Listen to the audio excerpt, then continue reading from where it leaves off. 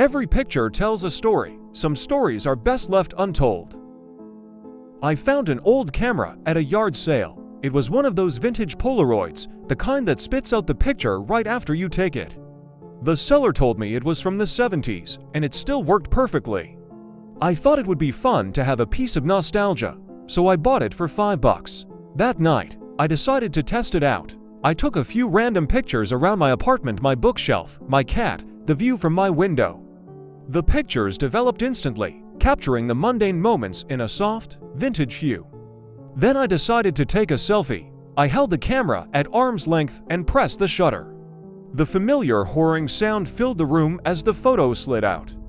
I shook it, waiting for the image to appear. As the picture developed, my heart started to race. In the photo, standing right behind me, was a dark figure. I spun around, but my apartment was empty.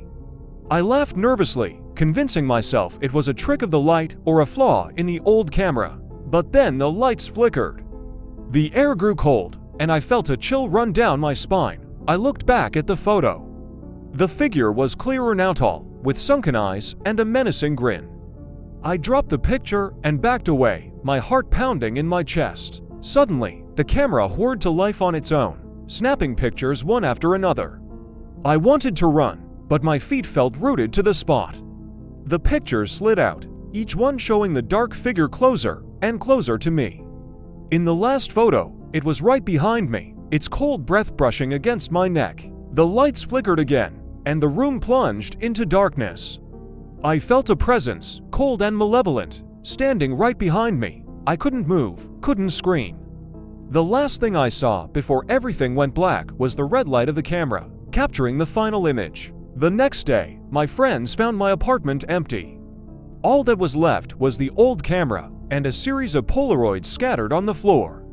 The last picture showed me, staring into the camera with wide, terrified eyes. And behind me, the dark figure, grinning with hollow, empty eyes. They say you can still hear the camera swirring sound at night, and if you dare to look at the photos, you might see something ... or someone ... looking back at you.